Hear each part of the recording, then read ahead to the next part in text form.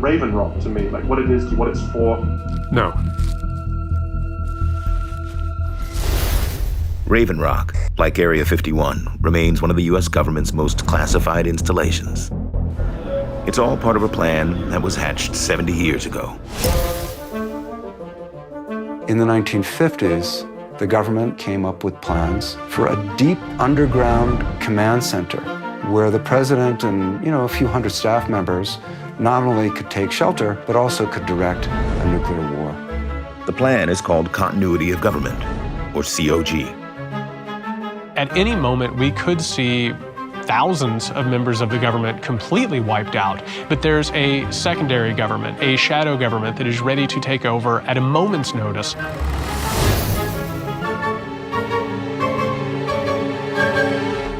Raven Rock is an underground backup Pentagon. It's the most unbelievable place you can imagine. You're 768 feet below the surface.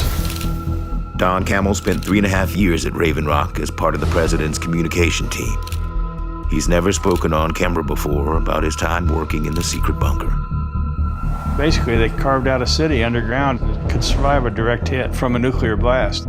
After you go through the security, you walk in and it's basically an underground tunnel. There's a blast door that was 3.5 foot thick that weighed 30 tons. You go through like an airlock, and they had 2 of those doors, and then you walk another half a mile. A half mile deeper into the mountain is the bunker itself. And you're going past 5 buildings. Those represent the 5 rings of the Pentagon. And each of those buildings are 3 stories tall, and they probably have 50 to 80 offices per floor. The buildings are mounted on springs to survive the shock waves from a nuclear blast. There's a common cafeteria capable of serving 3,000 people 3 meals a day for 30 days on lockdown. They had a barber shop in there with 1 chair. It's got massive reservoirs, generators, even a crematorium if needed, post office, medical facilities, and emergency command and communication links to the U.S. military all around the world. As part of the White House team, Cammell had access to the most restricted part of the bunker, the presidential suite. The presidential suite is a very secure area. The other people in the site, they had no access, and they were very, very curious as far as what was behind the door. The presidential bedroom was, of course, a king-size bed. Then there was a separate kitchen set up in our suite to feed 30 or 40 people.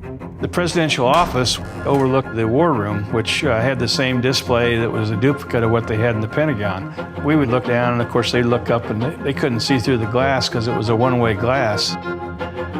To understand why these bunkers were created, you have to rewind to the 1950s. For some, it was America's golden age. But it was also the dawn of a ruthless fight for global supremacy. The United States and the Soviet Union stand on the verge of direct military confrontation, in which both sides built up an arsenal of spectacularly powerful weapons that meant the next World War would not last years, but minutes. There might be as little as 15 minutes notice of an attack that could wipe out much of civilization as we know it. And so the Eisenhower administration began an elaborate process of contingency planning.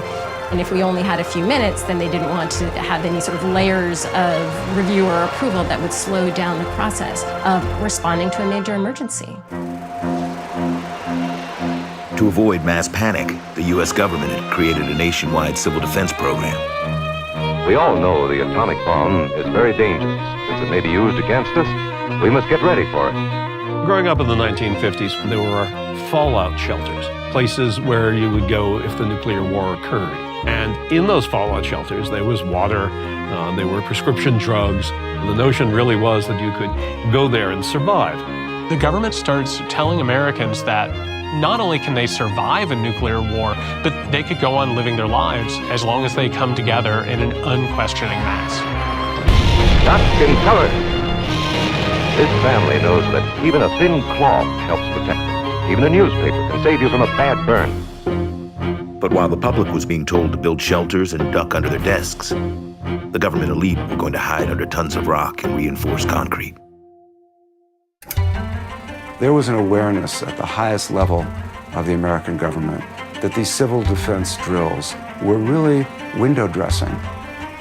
This was a massive, massive propaganda effort that bore almost no relationship to reality whatsoever. President Eisenhower knew that this was all bull. He said things like, if nuclear war comes, there aren't